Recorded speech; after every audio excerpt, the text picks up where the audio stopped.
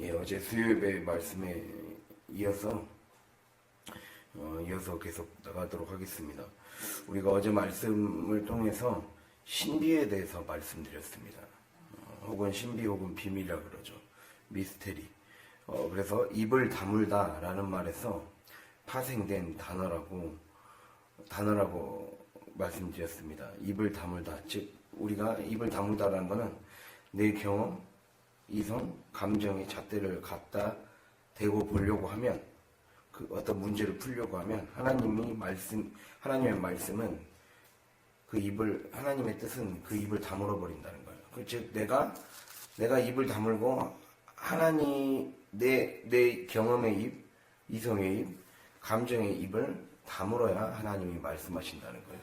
그게 바로 신비가 작동하는, 하나님의 뜻이 작동하는 방식이라고 할 수가 있습니다. 예, 그래서 그렇게 내 경험, 이성, 감정의 잣대로 갖다 대고 풀려고 하면 말씀은 뜻이 감추어져 버립니다. 그런데 믿음과 겸손한 마음으로 성령 하나님을 간절히 구하면 그때 우리에게 하나님은 역사하시고 성령님이 뜻을 열어 보여주신다라는 거예요. 그래서 우리에게 태도가 어떻게 되느냐?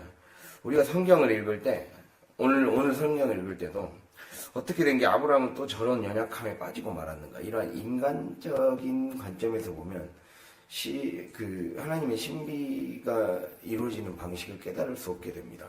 즉 우리가 신앙을 할 때 내가 이거를 죄를 지었다 말았다, 이게 옳으냐 그르냐의 관점에서 보는 게 아니라 하나님이 나를 어떤 삶으로 인도하시는 거의 관점에서 봐야 된다는 거예요. 그래야 주님의 섭리를 깨닫게 되고 하나님의 신비를 깨달을 수 있게 된다는 거예요. 근데 우리는 그 일상생활에서 그 말을 막 하잖아요. 막 하나님의 섭리가 이게 하나님의 섭리였구나, 하나님이 지금까지 인도해 주신 길이었구나, 이게 합력하여 선을 이루는 과정이었구나. 그러는데 우리가 막상 그 사건을 대했을 때 그것이 얼른 잘 깨달아지지 않는다는 것이 문제이죠. 그리고 더 나아가서 오늘 말씀의 성경이 그것을 사실은 얘기해주는 말씀이라는 거예요. 그래서 우리의 그 질문은 바뀌어야 된다는 거예요. 즉, 왜 또 반복적인 죄에 빠져서 위기로 몰고 가는가? 그래서 이 연약함에 빠졌기 때문에 연약함을 회개합시다. 회개해서 하나님을 의지합시다. 이런 본문으로 볼 수도 있지만, 그렇게 사실은 그것 이상을 더 의도한다는 거예요. 우리가 성경이라는 것이요, 이 말씀이 두 가지 층위가 있어요. 즉 쉽게 말하면 신앙의 어린아이한테 들려주는 말씀의 층위가 있어요. 그건 무엇이냐? 율법을 들려줘요. 신앙의 어린아이 때 율법을 들려줍니다. 내가 이것을 지켜서 하나님 앞에 복 받을 수 있는 마음의 상태를 준비하는 거예요. 그게 오늘 나오는 아비멜렉이거든요. 아비멜렉이란 말은 나의 아버지는 왕이시다 라는 뜻입니다. 근데 우리가 아비멜렉을 뭐와 비교해 보냐, 그러니까 우리가 이 아브라함이 사라를 아내로 속인 것에 초점을 두는 게 아니라 이 12장에 살해일 때 일어났던 속인 사건과, 그리고 20장에서는 사라일 때 일어났던 속인 사건이에요. 그러니까 살해였을 때와 사라였을 때 이름의 뜻, 우리가 성경에서 이름은 영적인 어떤 의미를 담고 있는 거예요. 살해라는 말은 나의 공주란 뜻이에요. 지금 내 것, 내 소유라는 뜻을 갖고 있겠죠. 그런데 사라는 열국의 어머니, 그리고 여주인, 이런 뜻이에요. 열국을 다스릴 수 있는 어머니. 즉 아브라함의 품 안에 늘 자기 손에, 자기 소유, 자기 손에 쥐고 살아가려는 그러한 태도를 암시하고 있다고 볼 수가 있죠. 그러한 존재에서 하나님이 쓰시는 열국을 다스릴 수 있는, 열국의 축복의 통로가 될 수 있는, 사실은 가장 중요한 통로가 바로 사라잖아요. 아브라함에게 아무리 약속을 주셨어도 그 약속이 이루어지는 통로는 바로 사라란 말이에요. 그렇기 때문에 그 이름 뜻 자체가 이미 우리가 뭔가를 다르게 봐야 된다는 것을 딱 암시를 하고 있어요. 그래서 사실은 우리가 12장으로 잠깐 보면 12장에서는 애굽 왕에게 말을 해요. 애굽의 바로에게. 그래서 애굽의 바로는 12장 10절에서 20절이 그 본문이거든요. 바로에 보면 12장 14절에 애굽 사람들이 그 여인이 심히 아리따움을 보았고 바로의 고관들도 그를 보고 바로 앞에서 칭찬함으로 그 여인을 바로의 궁으로 이끌어 들인지라. 우리가 이 말씀을 딱 보면 12장에서 바로의 반응은 순전히 사례의 겉모습, 육적인 겉모습, 즉 육의 욕망에 사로잡힌 자의 모습으로 애굽의 바로왕은 비치고 있어요. 근데 오늘 아비멜렉은 우리가 본문을 읽어보면 알 수 있듯이 자신이 잠자리를 한 적도 없고 그리고 온전한 마음과 깨끗한 손으로 내가 취했다라고 하고 있어요. 이게 우리에게 지금 암시해 주는 거예요. 즉 아비멜렉은요, 우리의 인간의 이성과 인간의 노력으로 닿을 수 있는 최고의 어떤 덕을 말하는 거예요. 최고의 덕. 우리가 덕을 이룬다 그러죠. 덕을 이룬다라는 것은 우리가 우리의 노력을 통해, 즉 덕에는 자연적인 덕과 성령 영적인 덕이 있어요. 자연적인 덕은, 지금 아비멜렉은 자연적인 덕을 말하는 거거든요. 자연적인 덕은 인간이 자기의 노력으로 어떤 좋은 성품에 이르게 되는 거. 쉽게 말하면 좋은 성품에 이르게 돼서 자기의 노력, 자식의 지식의 노력, 그리고 그런 여러 가지 수양, 윤리적이고 철학적인 수양, 이런 것들을 통해, 종교적인 수양을 통해 이룰 수 있는 최대한의 상태. 그래서 그걸 통해 뭔가 신을 만나고자 하는 그 노력, 그걸 말하는 거예요. 아비멜렉의 그 의미 속에는 그것이 들어있습니다. 근데 우리가 여기서 또 영적인 덕이 있어요. 영적인 덕은 사실 사라라는 말이 그 히브리어로 쓰일 때와 헬라어로 쓰일 때가 뜻이 다릅니다.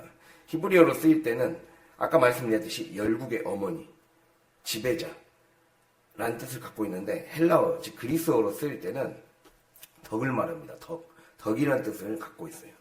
즉 우리가 영적인 덕이라는 것은 성령의 이끄심에 내가 순종해 나갔을 때 내 안에서 우리가 성령의 이끄심에 순종하면 어떤 일들이 일어날까요? 하나님의 형상을 닮아가게 되죠. 내 안에 그리스도의 형상을 담게 되는 거예요. 즉 우리 내면에 영적인 능력과 하나님을 알아가는 참된 지식이 쌓이게 됩니다. 그 참된 지식이 쌓이게 되면 이것이 우리의 삶에 이 덕이 열매를 맺음으로써, 이 덕이 열매를 맺은 상태가 바로 사라예요. 사리가 아닌 사라를 말하는 거예요. 그러면 이 사라가 된 상태가 되어야, 열매를 맺을 수 있는 준비가 된 상태가 되어야 21장에 이삭을 낳을 수 있는 영적 체비를 갖춘 그런 상태가 되는 거죠. 이해가 됐습니까? 그래서 우리가 먼저 아비멜렉을 보면 아비멜렉이 이렇게 자연적인 덕이라는 거예요. 인간의 이성과 인간의 노력으로 이루어가는 자연적인 덕. 근데 하나님이 보면은 인간의 자연적인 덕은 한계가 있다는 거예요. 즉 인간의 지성만으로는, 인간 지성을 말하는 거거든요. 인간의 지성으로, 사람은 인간의 지성으로 하나님을 알 수 있게 돼요. 알 수 있습니다. 하나님의 이제 모 형제의 예를 들어줬잖아요. 인간의 지식으로 하나님이 살아계시구나. 그리고 아인슈타인의 예를 들어줬잖아요. 제가 하나님이 살아계시고 하나님은 창조주시구나 라고 인정할 수 있다고 인정하는 것과 그것이 내 구원자가 되어서 내가 그 안에서 덕이 형성되어서 그리스도를 닮은 형상이 되는 것은 완전히 차원이 다른 문제예요. 믿는 것은 차원이 다른 문제예요. 하나님이 계십니다 라고 하는 것과 내가 그 하나님을 믿는 것은, 하나님이 처음에 제가 시작한 개념, 비밀, 하나님이 그 사람에게 신비를 열어주셔야 돼요. 하나님은 그 사람에게 그 구원이 이루어가는 비밀의 열쇠를 열어주셔야 된다는 거죠. 그것이 중요합니다. 근데 그 비밀이 누구에게 달려있느냐? 바로 7절에 이제 그 사람의 아내를 돌려보내라. 그는 선지자라. 아브라함 선지자라는 거죠. 선지자의 중보가 있어야 돼요. 선지자의 중보. 우리가 그래서 8절에서 18절을 나중에 이제 다음 시간에 하게 되겠지만 우리가 17절, 18절 읽어볼까요? 아브라함이 하나님께 기도하매 하나님이 아비멜렉과 그의 아내와 여종을 치료하사 출산하게 하셨으니 여호와께서 이왕에 아브라함의 아내 사라의 일로 아비멜렉의 집에 모든 태를 닫으셨음이더라. 아멘. 자, 결국에는 그러니까 이방인을 말하는 거예요. 하나님을 믿지 않는 이방인이 뭔가 자기의 지식과 자기의 지성과 자기의 노력으로 신을 만나고자 하는 그런 열망을 가진 사람들을 말하는 거예요. 이방인은. 예. 그런 사람들이 이제 그런 자연적인 덕으로 즉 온전한 마음과 깨끗한 손으로 살아왔던 자, 그렇게 살았던 자가 결국 하나님을 만나려면 바로 믿는 자들이 기도로 그들이 복음을 알아듣고 복음에 나와서 하나님의 그 길이 열릴 수 있도록 중보해 줘야 된다는 걸 말하는 거예요. 중보해 줘야 그들의 닫힌 때가 열리면서 영적인 열매를 맺을 수 있게 된다는 것을 지금 말씀하고 있습니다. 그래서 사실 아비멜렉은 신약의 이방인들이 구원을 받게 되는 것을 예표하는 중요한 본문입니다. 20장은 이방인들이 구원을 받게 되는 것. 우리가 이 신약시대 때 바울을 이방인의 사도로 씀으로써 이스라엘에게만 복음을 전했던 그들이 이제 이방인에게도 복음을 전함으로써 예수 그리스도의 복음을 모두가 받아들이고 기독교가 전 세계에 퍼질 수 있는 계기가 되죠. 근데 그것을 가르쳐주는, 그걸 미리 예표해주는 그림자 본문이 바로 오늘의 20장 본문이라는 거예요. 그것이 되려면 바로 우리 믿는 자들이 지금 안 믿는 자들, 안 믿는 가족, 안 믿는 사람들이 주님께로 돌아오게 하려면 그들 안에 내가 뭔가 이대로는 삶이 안 되겠다. 육적인 삶을 애굽의 바로 같은 육적인 삶을 청산하고 뭔가 영적인 갈망, 뭔가 내가 변화되고자 하는 갈망을 그 안에 씨를 심어주셔야 돼요. 그래야 하나님 그 사람의 태를 여셔서 영적인 태를 여셔서 그들이 하나님께로 돌아올 수 있는 길이 열리는 거죠. 그래서 이렇게 20장과 그리고 21장 뒷부분 보면 21장 22절에서 34절이 그 아비멜렉과 아브라함이 언약하는 장면이 나와요. 사실상 형제 관계를 맺게 되죠. 이게 바로 이방인의 복음이 열리게 된 그 과정을 지금 쭉 얘기를 해주고 있습니다. 이런 관점에서 우리가 이제 살펴보면은 다시 본문으로 들어가면요. 그래서 우리가 성경을 읽을 때 이렇게 우리가 그냥 우리가 죄짓지 말고 순종해서 약속을 지킬 수 있도록 최선을 다하자라는 아브라함의 관점에서 읽을 수도 있는데 이 하나님의 신비가 어떠한 식으로 이루어지는가, 즉 내 삶에서 하나님의 뜻은 어떠한 방식으로 이루어지는 것이고 그리고 그걸 위해서 나는 말씀을 어떠한 태도로 대해야 되는가. 그래서 어제 말씀을 대하는 올바른 태도라 했잖아요. 말씀에 대해서 내 마음을 열어야 된다는 거예요. 하나님이 나에게 열어가시는 그 통로, 그래야 성령이 잉태될 수 있는 환경이 내 삶을 통해 조성될 수가 있다는 겁니다. 그래서 이렇게 이 내중심적, 즉 왜 또 반복적인 죄에 빠져서 위기로 몰고 가는 것인가? 어떻게 된 게 아브라함은 또 저런 연약함에 빠지고 말았는가? 이러한 관점으로 읽는 것은 내 관점으로 인간중심적, 독자중심적인 성경 읽기예요. 말이 좀 이해가 됐습니까? 어렵습니까? 별로 그냥 듣다 보면 이해가 될 거예요. 뭔 말인지. 그렇게 되면 말씀이 갖는 더 깊고 크고 은밀한 차원의 영적 신비가 본 모습을 감춰버리게 된다는 거예요. 즉 내가 하나님을 간절히 구해야 더 하나님이 열어주시는 거예요.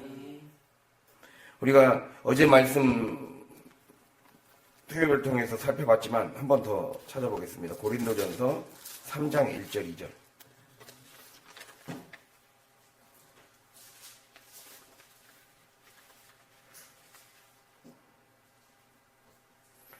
265페이지.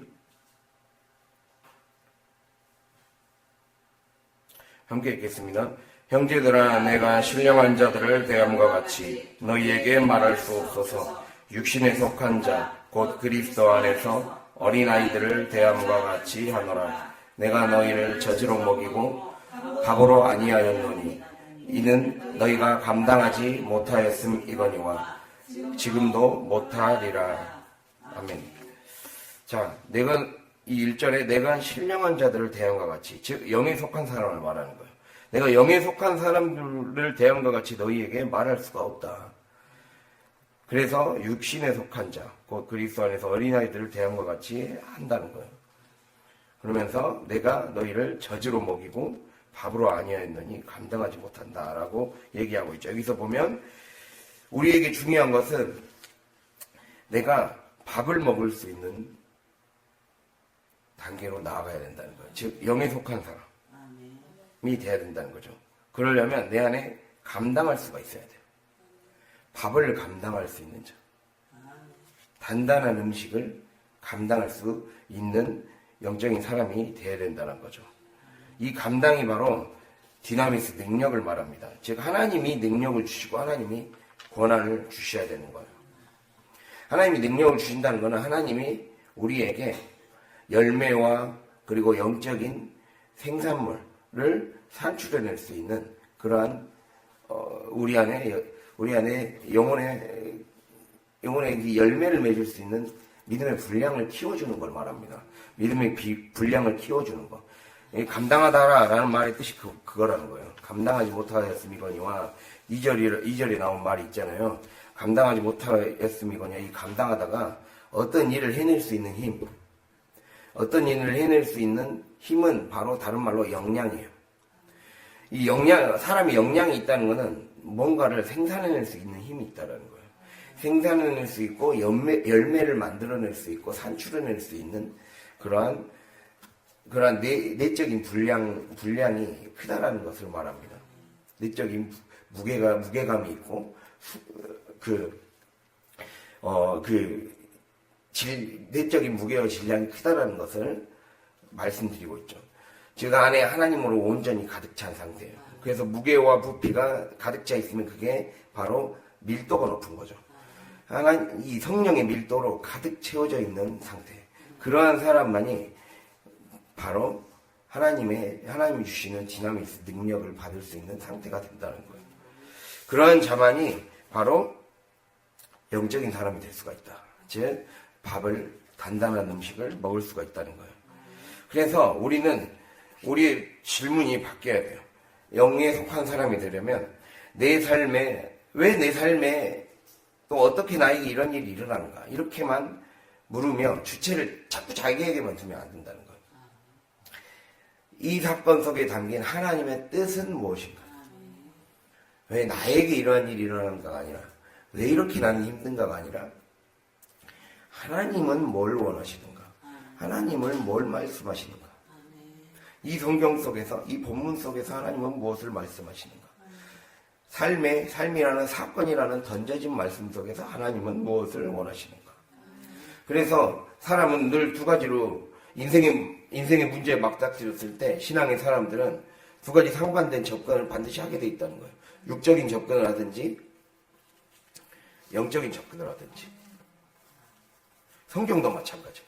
문자적으로 접근하는 사람이 있고 바로 영적으로 하나님의 신비적으로 접근하는 사람이 있어요. 자, 이 육적인 접근, 문자적인 접근은 무엇이냐? 초점이 내 눈에 보이는 현상이에요. 내 눈에 보이는 현상, 드러나는 사실에만 너무 초점을 맞추는 거예요. 드러나는 사실과 현상에 내가 너무 눈이 기울어져 있는 거예요. 그래서 그 사람의 태도는 일어난 문제를 내 힘으로 어떻게든 뭔가를 해결해 보려는 태도가 더 가득합니다. 내 힘으로 해결하거나 또는 나에게 편하고 익숙했던 기존의 방식대로 해결하거나 해결을 하거나 해결하지 않거나 회피해버리거나 이런 식으로 그렇게 내 힘에 초점이 맞춰져 있어요. 삶의 태도가 내 힘에 초점이 맞춰져 있어요. 일어난 문제를 내 힘으로 해결하는 게 육적인 접근이에요. 그래서 나에게 편하고 익숙한 방식대로 해결하려고 하고 그래서 정신이 없죠. 혼미하고 그래서 혼적인 것들로 실타래처럼 얽혀 있다는 거예요. 그래서 이런 삶의 태도가 늘 내 힘에 초점이 맞춰져 있으니까 내 힘으로 어떤 것들을 해결하려고 하고 그것이 해결하거나 아니면 회피해버리거나 하기 때문에 결국 내면의 상태가 늘 실타래처럼 얽혀 있다는 거예요. 온갖 상처와 선입견, 편견으로 가득 차 있어요. 그래서 혼미해지는 거죠. 그 결과 상처와 아픔과 무거운 짐이 가득하고 자신을 두려움이 늘 짓누르게 됩니다.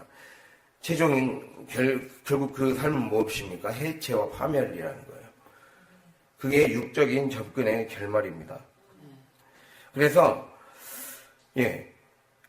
그러나 반대로 영적인 접근은 즉 하나님의 신비를 갈망하며 하나님이 이런 사건 너머에 역사하시는 하나님의 뜻을 이루어지기를 바라면서 갈망하는 자, 이 영적 접근을 하는 자는 바로 어떠한 자겠습니까? 단단한 음식을 먹고 소화시키는 자예요. 즉 육적 접근을 하는 자는 젖만 먹는 자입니다. 젖만 먹는 자는 현상과 사건에 감정적이고 본능적인 반응을 하지만 영적인 접근을 하는 자는 단단한 음식을 먹고 소화시키는 자예요. 즉 어려움을 감당해내는 거죠. 어려움을 감당해낸다는 거, 아까 감당해낸다는 거 말씀드렸죠. 분량이 크다는 거예요. 믿으면 자기 분량을 키우기 위해 힘쓴다는 거예요. 즉 하나님이 어떠한 내 삶에 어제도 제가 말씀드렸듯이 어떠한 사건, 나에게 일어난 사건과 환경, 상황 그러한 것들은 내가 반드시 감당하고 가야 될 영적인 문제와 연관성이 있다라는 거예요. 그 연관성이 있기 때문에 그 말은 그걸 통해서 내 그릇을 키울 수 있는 기회가 주어졌다라는 거죠. 믿음의 분량을 키워서 그 안에 분량이라는 말 속에는 분량은 국어사전을 찾아보면 수요, 무게, 부피 이런 것들을 분량이라고 그래요.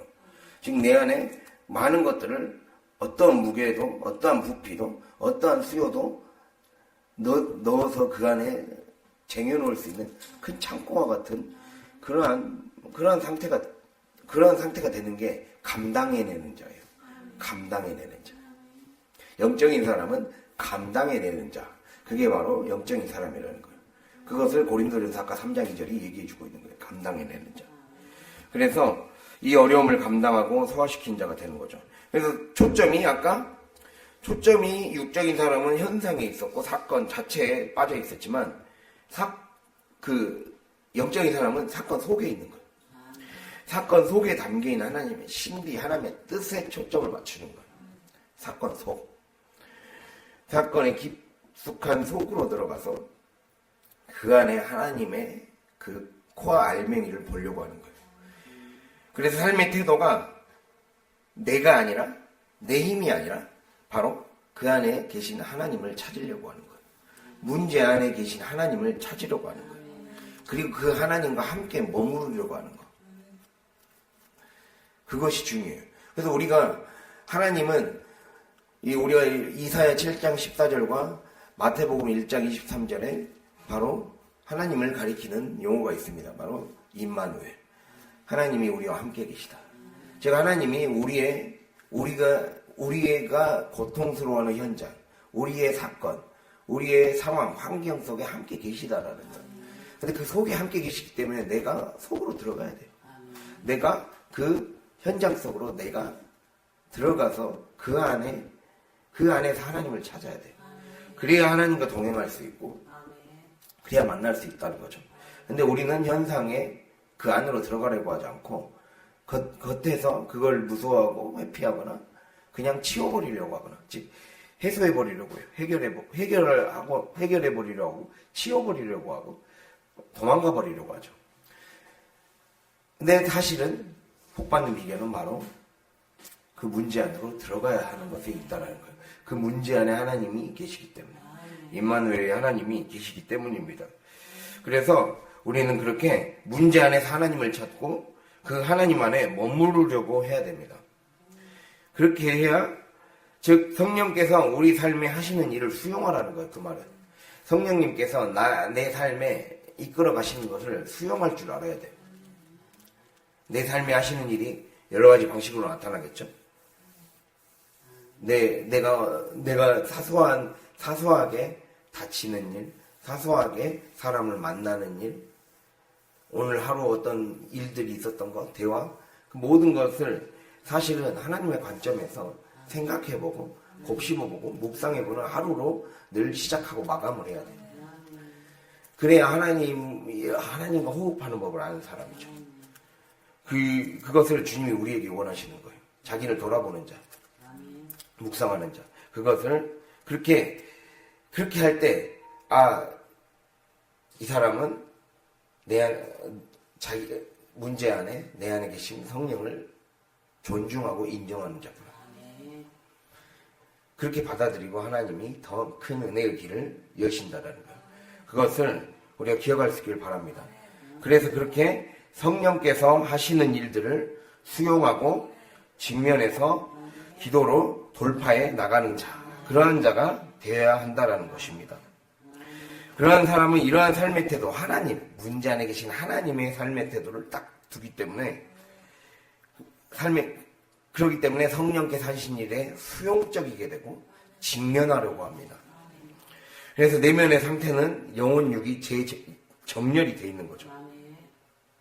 그래서 그 사람에게는 치유와 해방과 성령이 주시는 자유와 평화가 나타납니다. 그래서 영적 열매, 생명, 즉 이삭을 출산할 수 있는 상태가 된다는 것을 우리가 기억할 수 있기를 바랍니다. 그래서 우리가 이 말씀, 이 본문을 들어가면요, 본문 안으로 들어가면 아까 제가 사라가 덕이라 그랬어요. 영적인 덕. 즉 성령의 이끄심에 순종해 나갈 때 우리 안에 형성되는 영적인 능력, 그게 덕이에요.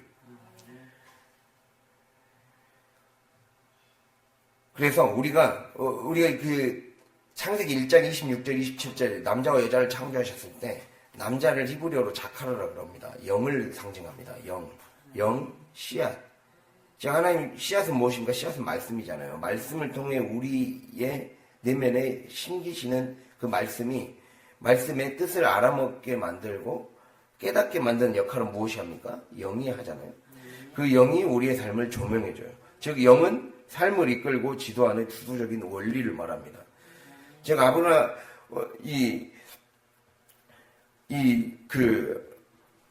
삶을 이끌고 지도하는 주도적 원리, 남자를 뜻하는 자카르, 영. 그리고 또 여자는 네케바라고 그럽니다. 그릇, 육, 밭. 이런 뜻을 갖고 있어요. 따르고 순종하는 힘. 즉, 이 영과 육이, 이 영과 그릇이, 이 육이 하나님의 말씀을 받아들인 영의 뜻에 순종하며 나아갈 때 그 안에 덕이 형성된다는 거예요. 제가 하나님의 형상을 닮아가야 된다는 거예요. 그리스도를 닮은 성품으로 바뀌어져 가는 거죠. 그래서 이 영의 이 아브라함, 그래서 이 알렉산드리아의 필로라는 그러한 그 초대교회 시절에 그 성경 주석 신학자가 있었어요. 그러한 신학자가 뭐라고 했냐면 아브라함은 지혜를 추구하는 자, 영을 상징한다라고 그랬어요. 그래서 이 영을 상징하고 이 영을 상징해서 영을 상징한다는 것은 우리가 아브라함은 하나님이 보여주시는 땅으로 날마다 갔어요. 영적인 사람의 특징은 무엇이냐? 하나님이 날마다 새롭게 보여주시는 새로운 땅으로 그 익숙함의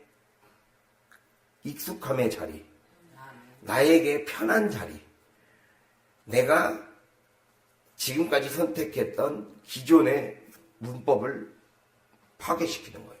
거기에서 벗어나서 익숙함의 시공간에 자꾸 그것으로 기어 들어가려는 습성을 버리는 거예요.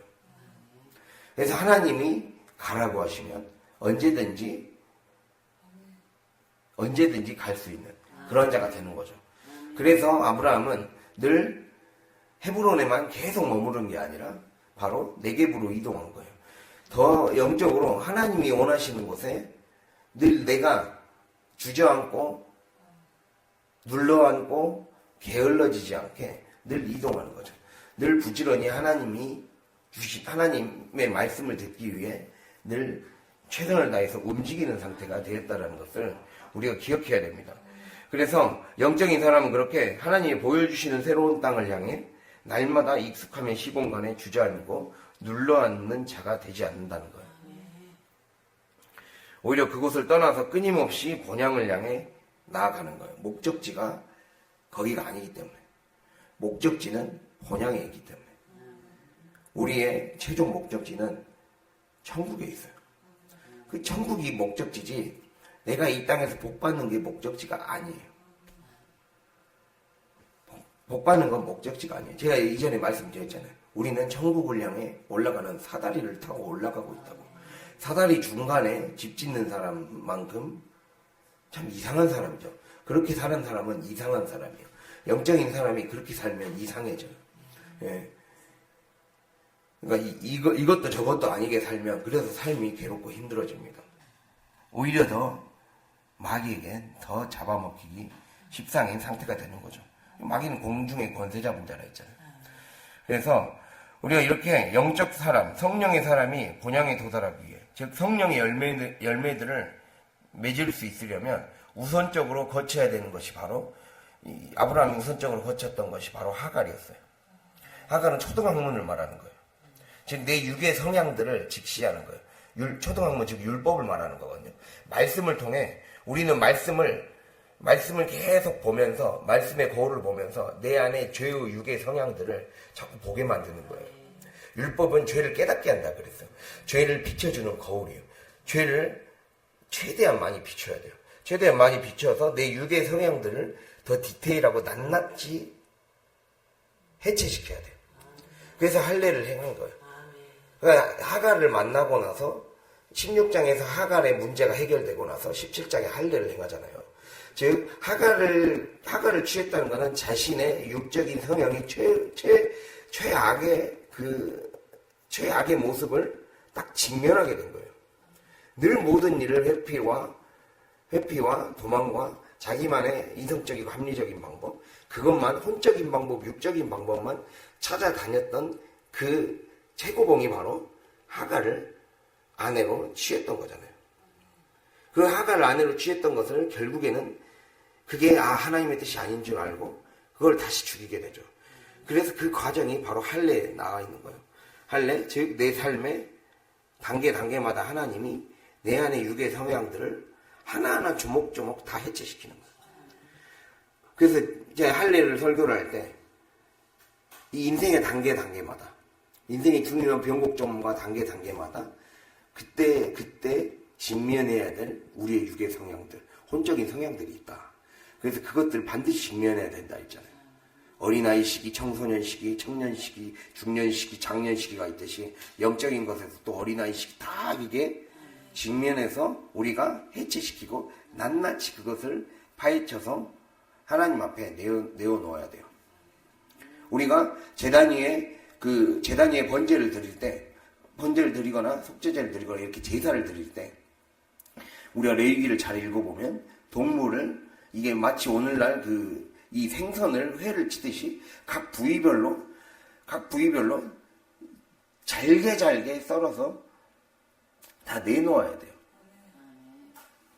그러니까 번제같이 통째로 태우는 것이 아닌 이상 그렇게 잘게 썰어서 다 내어놓아야 된다는 거거든요. 가죽도 벗기고 그 안에 있는 것들을 하나하나 부위별로 다 잘라서 내놓아야 돼요.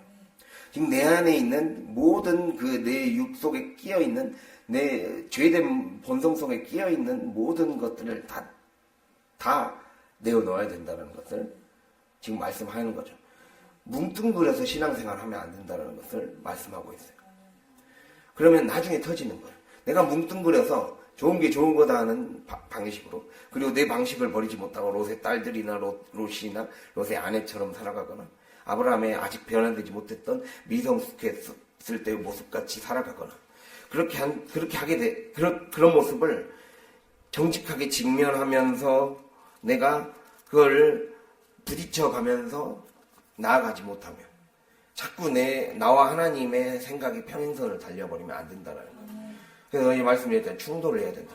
충돌을 해야 돼요. 하나님의 생각에 나를 충돌시켜야 돼요. 그래서 깨뜨려 버려야 돼요. 그렇게 깨뜨리고 잘라내야 된다는 거죠. 그래서 이 성령의 열매를 반드시 맺어서 잉태시키는 몸이 되려면 먼저는 내 안에 그 율법으로, 즉 말씀으로 나를 완전히 육의 성향들을 직시하고 직면해야 된다는 거예요. 그걸 통해서 할례를 행하는 거죠. 내 마음에 할례가 일어나는 겁니다. 내 마음이 조각조각 나는 거죠. 내 마음의 죄성이 조각조각 하나하나 다 분해되어져 가는 과정을 거치는 거예요.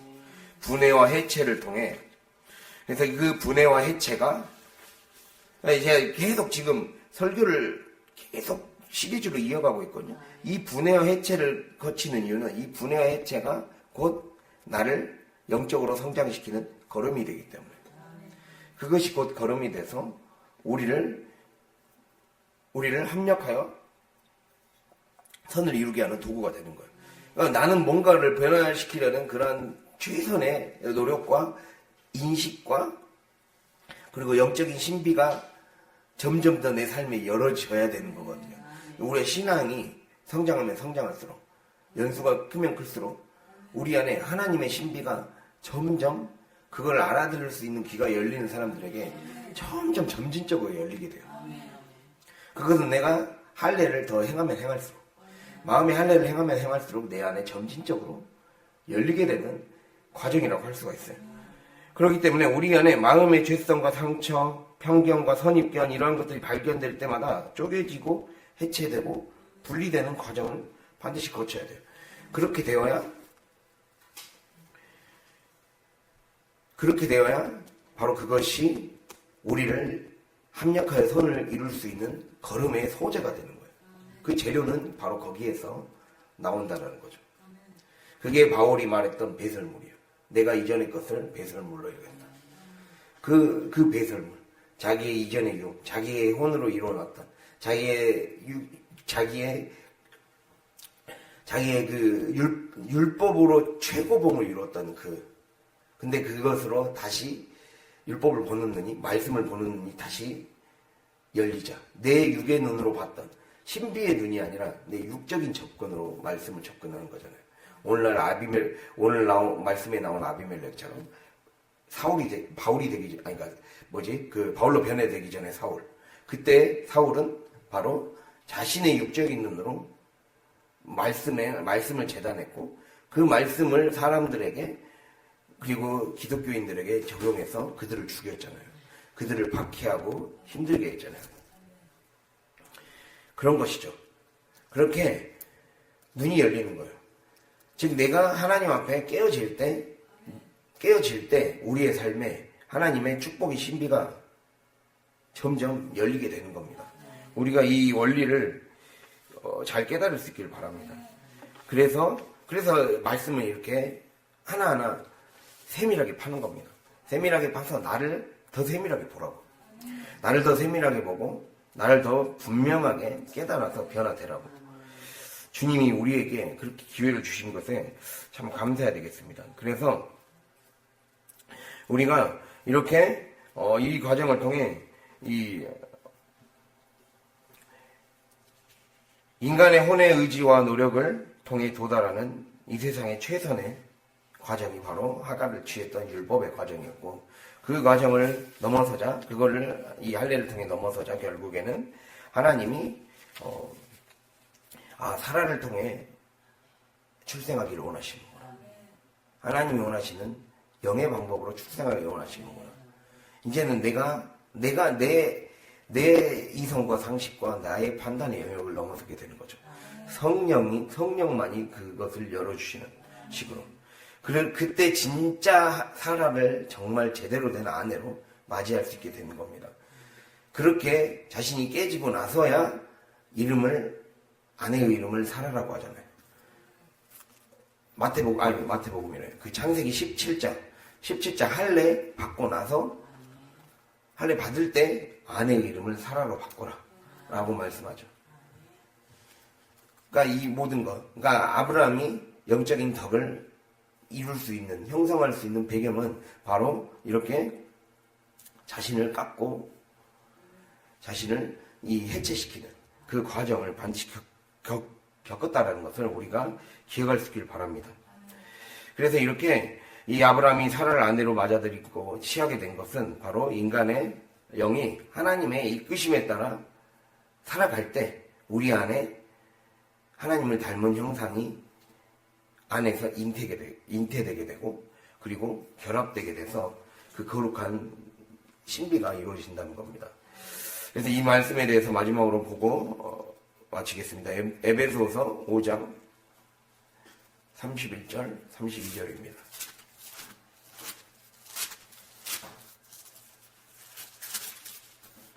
(316페이지)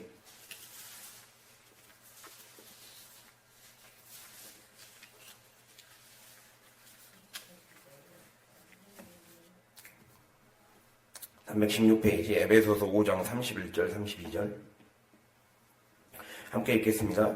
그러므로 사람이 부모를 떠나 그의 아내와 합하여 그 둘이 한 육체가 될지니 이 비밀이 크도다. 나는 그리스도와 교회에 대하여 말하노라.